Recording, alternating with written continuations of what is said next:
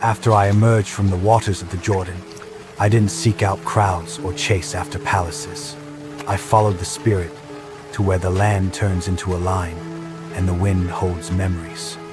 I went into the desert to obey, not to prove myself. There, everything excessive dies, and what sustains endures. I fasted. I counted faithfulness, not days. Hunger tried to impose urgency as law. Thirst spoke to me like a polite stranger. I placed both under the word. I belong to the Father, and I walked. By day, I saw the air twist the horizon. The dunes looked like quiet serpents. At night, the cold sliced through like a blade and reminded the body that it's dust. I listened to the sound of fabric in the wind, grains of sand scraping leather, my steady breathing. When the 40th day arrived, I noticed the silence change texture. The desert warns when it's about to be interrupted. I smelled it first, the scent of stone fresh out of shadow. Then I heard the click of a nail scratching rock, rhythmic, like a metronome of intent. I turned at just the right moment. I saw digitigrade feet landing soundlessly, sand yielding like it was giving way. I saw deep red skin with dark obsidian cracks. I saw horns curved back, brittle bone texture. I saw amber eyes with ember light. The heat around him warped the air, distorting the horizon. He acted like he owned the place. Satan assessed me like someone who wants to use a tool. I didn't rush. I let him speak. He spoke without raising his tone, and I heard two layers in his voice. The main one, deep and controlled, and a shadow, delayed by a breath, like a trapped echo. He said, "If you are truly the Son of God, then tell these stones to transform into bread, right now." Hunger heard its name and rushed in. He drummed the rock with his black nails, like he was setting the rhythm for my stomach. I didn't argue with hunger. I put it in its proper place. I looked at the stone. I looked at myself. I looked at the Father, and I responded as I chose to live. It is written, "Man shall not live on bread alone, but on every word that comes from the mouth of God." When I said, "It is written," the wind reversed for a second and swept the dust from my face. His smile stiffened on one side. There was no anger. There was calculation.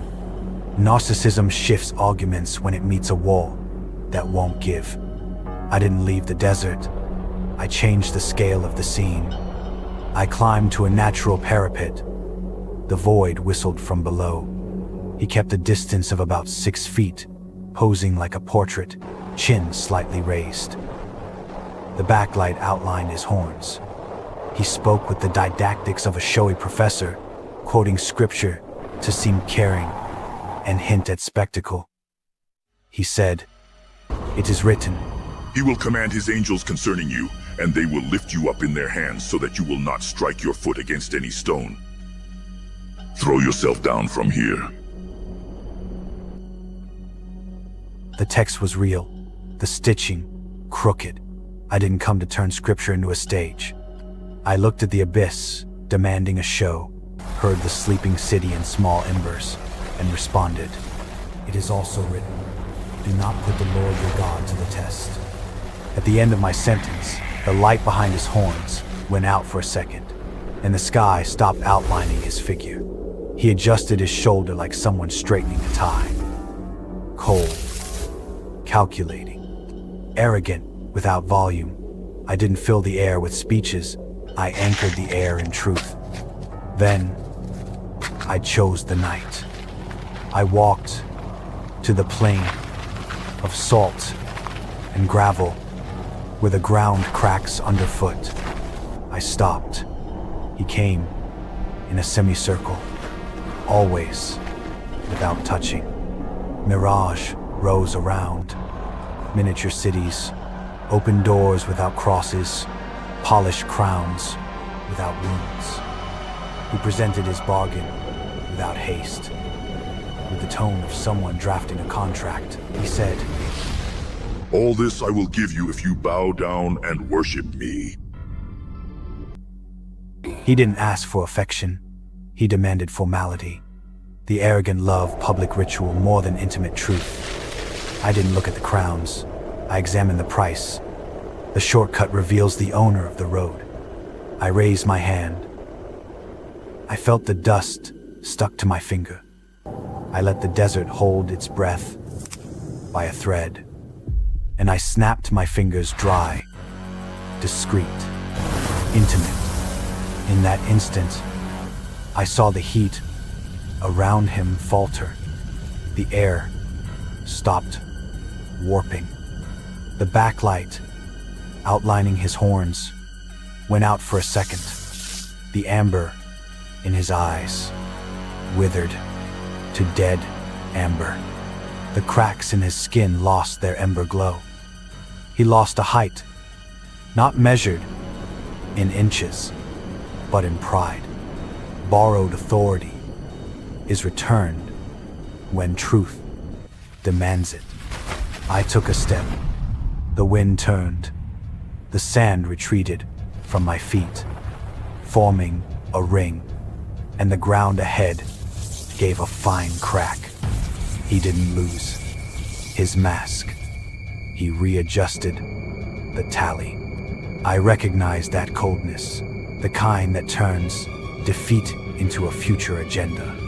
And then I approached at super speed. The world felt it like a cut in the frame.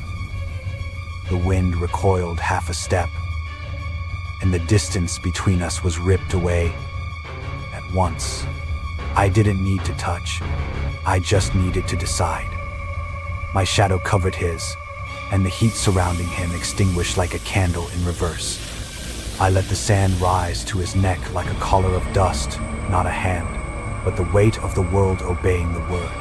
I saw his knee bend a minimal angle, reflex, not devotion. The electric hum that accompanied his presence vanished. Then I spoke. Get behind me, Satan, for it is written, worship the Lord your God and serve him only. Now, get out of my sight. That is impossible. How? That power! I absolutely do not accept it, not at all. I didn't yell. Authority doesn't need volume. His body recoiled half a step, obeying laws his mouth denies. Without a stage, arrogance turns into common shadow. Calculating coldness doesn't throw a fit. It leaves like someone signing a receipt and promising to return at another time, another weariness, other words. I know that promise. The accuser isn't omnipresent. He's insistent, and insistence isn't dominion. I remained. I let the night breathe. The stars became sharp. I didn't call trumpets. I accepted care. Angels arrived as outlines of light and served me. They brought water. The clay sang softly when it received the liquid. I drank. I didn't make bread from stone. I fed obedience with the word. I didn't jump from the parapet. I proved the Father's faithfulness by walking on the ground. I didn't buy crowns. I kept the kingdom in the right place, in the Father's will. I looked at my hands, dust and quiet. It was enough. I left the desert the same way I entered, led by the Spirit. I didn't take stone bread, applause, or borrowed crowns. I took direction and certainty. Behind me, the sand was smooth, as if brushed. When the word organizes the world, even the dust finds its place. If today your deserts offer you the same sequence, hunger, demanding a shortcut. Abyss, demanding a show. Power, demanding a need. Do what I did. Don't negotiate your hunger. Put it under the word. Don't turn scripture into a stage. Guard it as a covenant. Don't sell your worship for formality. Reserve it for the Father. If you need to mark with a minimal gesture that the lie has lost the right to warp the air around you, snap your fingers as a memory of the decision. And speak not to yell, but to align the world. It is written, when it's time to close the chapter, don't prolong the conversation with the shadow. Give the command I gave. Get behind me. I walked toward Galilee with the same peace I entered the silence with. I didn't need to prove who I was to the desert, to hunger, to the abyss, or to the crowns. I lived who I am before the Father. That's how the world recomposes itself. That's how the accuser loses the stage. That's how the road returns to saying what it always said. Worship the Lord your God and serve him only.